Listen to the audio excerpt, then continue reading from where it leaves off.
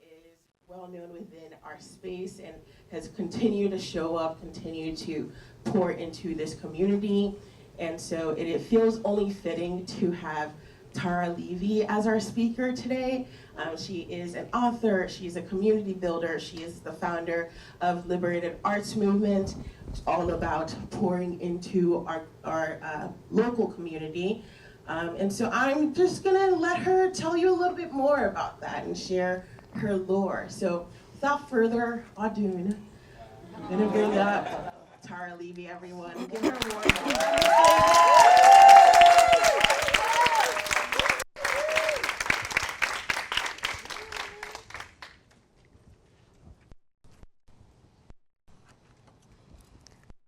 Don't rush flowers to bloom. Instead, we tend to them, lovingly providing them the nutrients they need to grow and blossom. Watering them every day shows our commitment to their success. Keeping them out of the darkness, the light, giving them space to shine and be beautiful, bright. We don't rush flowers. Instead, we let them sprout and develop day by day, rejoicing over each milestone along the way. Whether large or small, we stand at any progression at all. We don't rush flowers to blossom. So why don't we take the same approach? Are we not just as lovely or even more magnificent? What if we too gifted ourselves that same love and patience, celebrating the growth of our seeds and marveling as they bud, allowing ourselves ample time and space, realizing that we are all blossoming at a divine pace. Good creating, everyone. How y'all doing today? Hey. My name is Tara Levy, and I'm so excited and honored to be here. And guess what?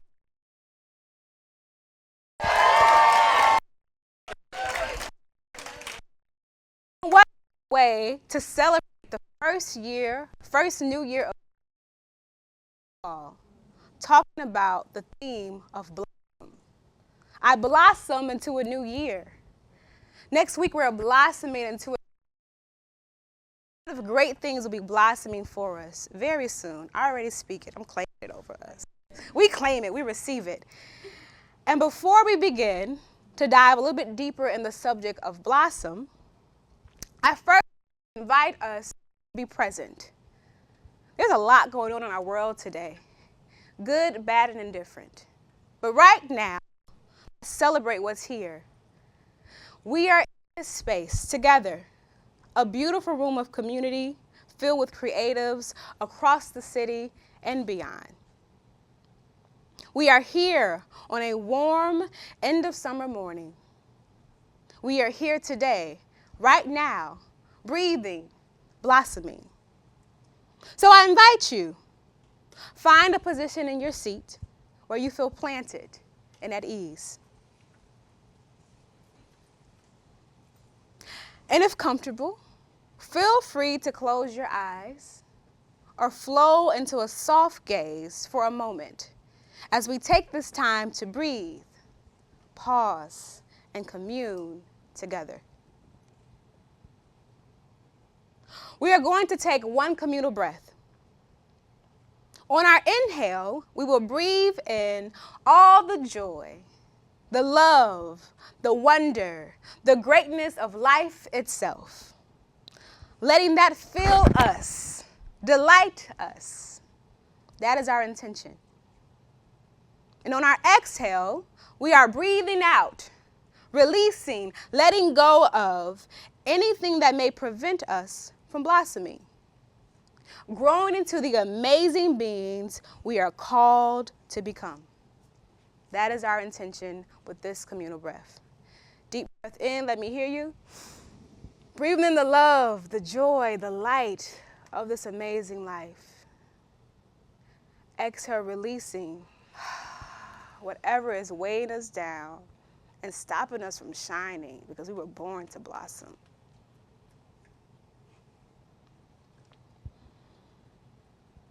And while we are here at this state, I want to share with you an affirmation.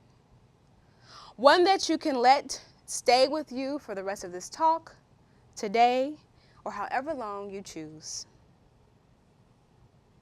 I am blossoming in divine timing, rooted in love and overflowing with joy, peace, strength, and creativity. Everything I need to flourish is already within me, like a seed that's been planted. And in faith, I thrive with sunlight, with water. In community, we grow together like a field of flowers, like daisies, like flowers that bloom in the spring. Radiating light, welcoming the abundance that is on its way right now. I am blossoming in divine timing. Sit with that for a moment. We are blossoming in divine timing.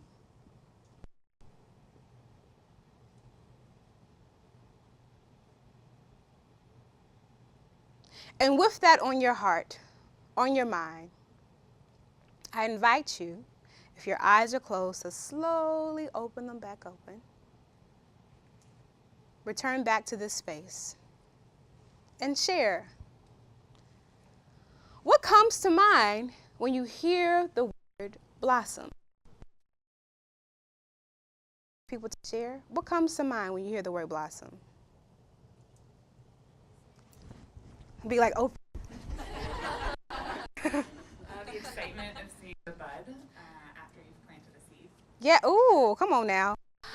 Excitement of seeing the bud after you have planted the seed. Anyone want to share? What comes to mind when you hear the word blossom? Ooh, okay, hey friend. Happy birthday. Thank you, friend. I think of allowing yourself to be in that moment, in that space, just giving yourself permission. Giving yourself permission, allowing. That's good. Can we snap it up for those who shared so far? Or I saw you. Come on, Amy. Close us out. Word unstoppable, and that by the time the blossom opens and comes up, there's so much energy. At that point, yeah, unstoppable. Yes. Amy. Come on. I agree to all the responses that were just shared. Blossoming requires growth. When I think of blossoming, I also think of development into a more mature state. Like children blossoming into adulthood or flowers blooming. That's what comes to mind when I hear the word blossom. The flowers have roots, and when planted with nutrient-rich soil, watered and given sunlight, they blossom, they bloom. We are a lot like flowers planted by our roots. My roots. I've been so blessed to have deep roots that have created a strong foundation. Can you believe that child is now 32 today?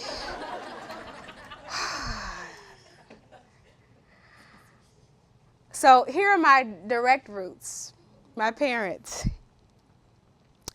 From my parents, I learned the importance of doing good work for the community. My mom instilled in me having a good work ethic, excuse me, and the persistence to do my best. And for my dad, he blossomed my love for the arts and being knowledgeable about my culture and history and having pride. My other roots. My grandparents or my second set of parents I lovingly refer to, love me fiercely, one now on earth and the other as an ancestor. They've always made me feel special, safe, and protected. Growing up, they were my teachers and advocates. And from my roots, nurtured in love, both sets of parents provided me with good soil, rooted in faith, joy, respect, and integrity. Little Tara was given the tools needed to sprout. Planting the seeds. I believe that life itself is one of our greatest teachers. And from our experiences, we receive gems or seeds that help to form us and blossom into our higher selves. Now, this is one of my favorite pictures. I know, oh, cute. Believe it or not, I know I still look the same. The picture was taken almost 11 years ago. Here we're celebrating my granddad's 80th birthday. Lots of love and joy here. This was also one of my granddad's last birthdays at home before going to a memory care unit and then later passing for Alzheimer's in 2020. His transition was the biggest loss I've faced thus far, but it's also the first time I deeply felt the spirit of an ancestor living in me and through me. Because of his drive to succeed, he moves me to create and share my gifts with the world, even when I'm afraid. I can hear him say now don't be shamefaced. Have some respect for yourself. And so I walk around with pride, knowing that I have great things to share. And to his right, it's my heart in human form, my little cousin and godson, Jason. For the first 15 years of my life, I was the only grandchild on my maternal side. But then in my sophomore year of high school, Jason, this round-faced, wide-eyed baby boy, was born. No longer the baby in the family, but now someone who needed to have a good example set before him and to lead in action because his eyes were watching my every move. My granddad's spirit planted the seed of entrepreneurship and to dive deeper into my artistry. And my cousin Jason's birth inspired my choice to be a mentor and to later become a teacher. Seeds are planted and developed and nurtured to bloom.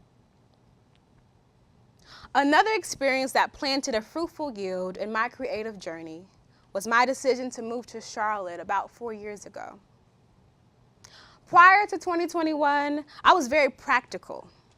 Got my master's in education, taught high school English, coached poetry, and practiced art for myself every now and then. That made sense. That was practical. I had a paycheck every 2 weeks. A few years, I was promoted to my school's leadership team. I lived on the same street as my best friend, and my parents were less than 15 minutes away. Life was good, and I was grateful. Yet still, I chose to leave and move to a city where I had only visited once on a solo trip.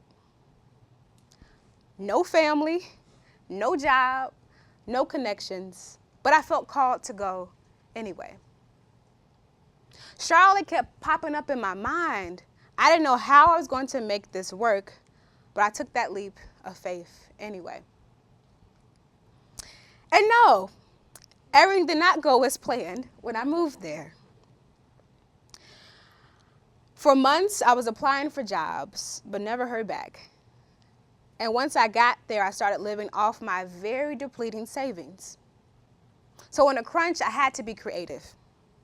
All the pieces I made on my iPad, I printed them and started selling at vending events. Selling my art, selling my books every week, making connections, and that eventually led me to having a job. Now this company, who shall remain nameless, had a really great way of selling their story. They were all for the community. I was for the community. They love creative spaces. I'm a creative. It sounds good, right? Wrong. Very wrong. Very wrong. The work I did there was so aligned to my interests. I was hired as a community coordinator to organize events throughout the city. In this role, I constantly met vibrant entrepreneurs, artists, and organizers in Charlotte. This actually greatly expanded my network. And I absolutely love the work that I did there for this company. But unfortunately, I did not love the work culture. For the first time, I worked for a company that physically and emotionally made me sick. Towards the end of my time there, I would give myself pep talks on my drives there on the way to work. I knew energetically that I wouldn't be there for too much longer. So after 9 months, I gave birth to a new idea. I quit.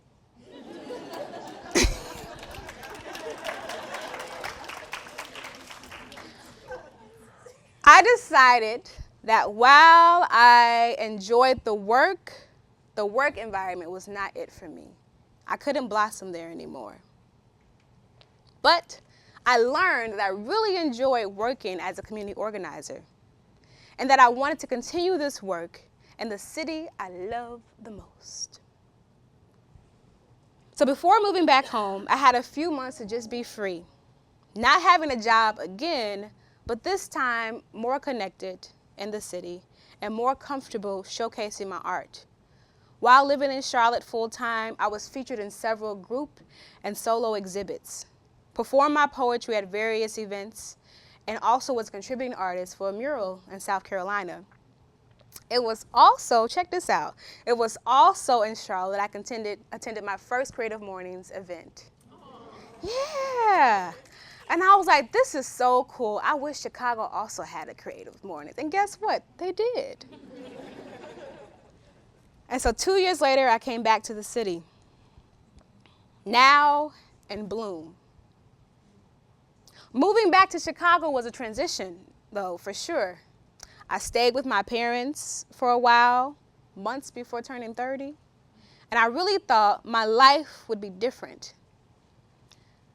I still had kept in touch with some of my friends from Charlotte, and one of them, I had FaceTime a day, and she was like, you know what? Life may not be what you anticipate or expected, but all is well. All is well. All is well even when things don't turn out like you envision. All is well even in redirections and disappointments. All is well still. And from our conversations and just reflecting on my first 30 years of life, I published my first poetry book, All Is Well. And, okay, yeah, thank you. I published my first poetry book, All Is Well, and launched the Liberated Arts Movement that summer. The Liberated Arts Movement had been inspired by all my previous roles and experiences and some trials. I taught English and language arts for 7 years, and for the last 3, I taught students who were on average 4 to 5 reading grades behind. So I knew that my work had to be focused in literacy and giving students voice through creative writing. In Charlotte, I was exposed to amazing artists, and being a creative, I knew that art also had to be a focal point of the work that I do, but also a tool for community building and wellness, because art has liberated me the entire life, hence the name. And just from sharing my ideas, I found people who support me. Like Elliot, snap it up for Elliot. He took this portrait early in my building for Liberated Arts Movement before we even had a plan. Like Tanae, right behind us. Snap it up for Tanae. I met Tanae virtually in 2021, months before moving to Charlotte, when I led a virtual Kwanzaa celebration. And she believed in my vision, and we stayed connected and became a founding board member. And also pictured as Ram. They were co-teachers with me, and we just knew that we wanted to have our work being rooted in literacy and giving our kids the opportunity to grow and flourish as writers. And not pictured is my grandmother, who's also here. Snap it up for Grandma. Who is a founding board member. And ever since I was a child, she has believed in me and had my back. So that was the founding team for Liberated. In just 2 years, my idea has transformed into an incorporated organization. From a founding team and now a growing team with numerous partners. From the Forest Park Public Library as our first partner to receiving corporate and national partnerships and sponsorships, winning grants, fellowships from Ford Philanthropy, Hyde Park Arts Center, Arts Alliance Illinois, Black Girl Venture, the National Urban League, and more, just from idea. But we are just getting started. Still growing, still blossoming, and preparing for the harvest. And I am still blossoming too, doing new things, bold and exciting, even when they scare me, because I know that I am deeply rooted in good soil. This month, I completed my first mural in partnership with the Oak Park Area Arts Council. And initially, I was so excited, like, yes, I finally get to do something I've never done before. But then it set in that I'm doing something I've never done before. And I was scared. How many of y'all can relate? Like, you really at all? Is it just me? So I just sat on it. I got approval in June. We had until September 6th to complete it. I didn't start working on it until August because I was that afraid. And I finished it the day it was due. But look.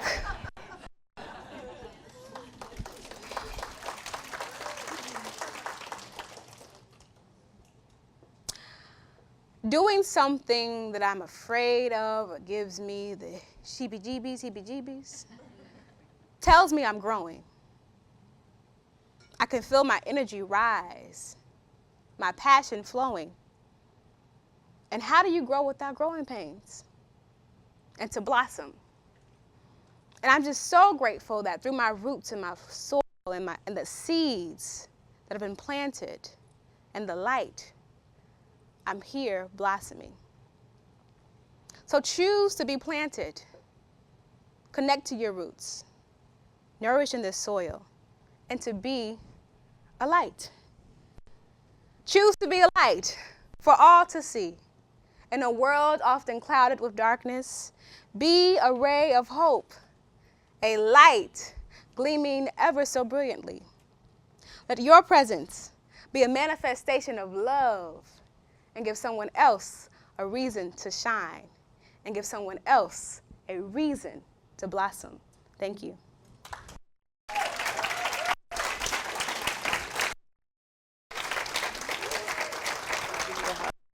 That was so good. Give her a round of applause. Yes. Stay for a little Q&A, but that was beautiful. Thank you so much for sharing so much of yourself. And happy birthday, April.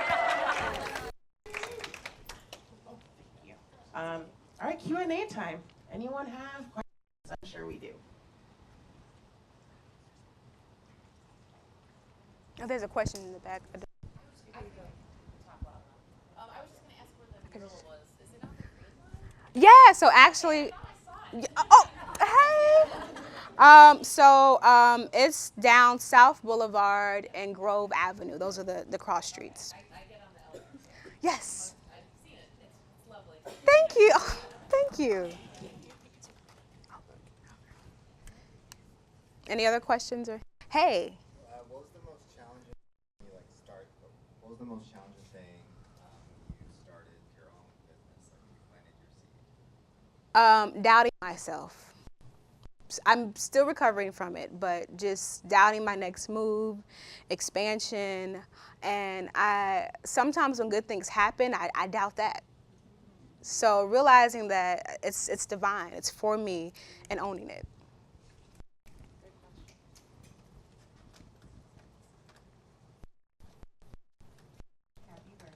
Thank you, my Virgo sister. Hey. I'm wondering from a creation perspective, what sort of processes would you say kind of got you from start to where you are now? To keep track of things, whether like super technical or just like things that you came up with and put together that allow your vision to actually come to life. I like to journal, meditate, and walk pretty much every day. That's like my creative, like, igniting practice. Whenever I meditate, just quiet my mind, break up with my phone, I'm able to focus. Whenever I walk, things just come to me. I mentioned earlier about my granddad. In my grieving of him, I would talk to him in my walks. And from there, I was like, you know what? Let's just walk some more, because it's a spiritual connection when I just walk. No headphones, just being in tune. So I think just having time to just be quiet and reflect is how I'm able to activate my visions and to execute. Yes, ma'am. A couple things. I was wondering if you work with kids in poetry, and then if you do, what I find a lot when I go to poetry slams with younger people is they're really angry, and you're not an angry person. So how do you get? Do you? So how do you work on kind of turning sort of people around and having a constructive way from their anger? Thank you for sharing. I don't identify as an angry person. I have angry moments.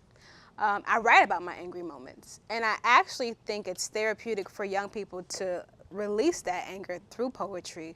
So while it may not be comfortable for us, at least they are expressing themselves in a positive manner, while also trying to incorporate in my creative writing. So this past summer, I was commissioned by the Chicago Poetry Center as a poet in residence. So we go around different schools leading poetry workshops.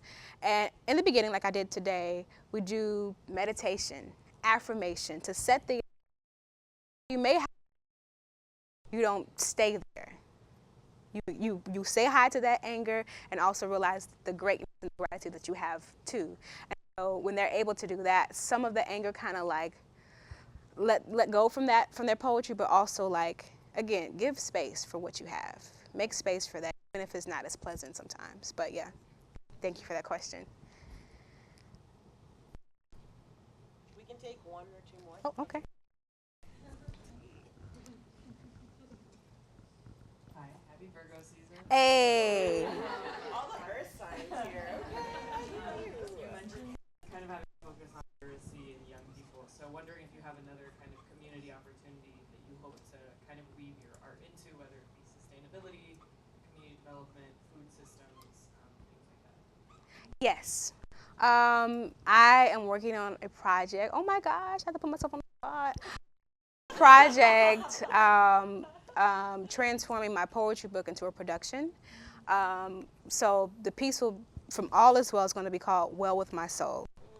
There's a young lady at my church who's about 13, and she's experienced quite a lot, but I'm doing a dance performance with her in mind. So giving her space to do some work, share her gifts, get paid a little bit too, and incorporating young people in this production, because I feel like for me, I've had the opportunity as a youth to share my gifts, and that has planted the seeds of developing where I am now. So I want to do that same gift for young people today.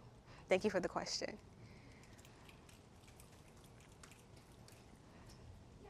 It kind of goes with that one, but what's next for you that scares you? That. I have a a lot of ideas, and again, I'm still in recovery from self-doubt. But like today, I rode with my parents and grandmother. I literally was in the back seat just like saying, "You got this, girl," like hyping myself up as if I was talking to you, because I have to hype myself up. I have to be louder than the doubts in my head. So that is a production that is scaring me quite a lot. But because I am talking about this on my birthday, I have to give birth to it. Yeah, that's probably my biggest production right now, biggest project right now.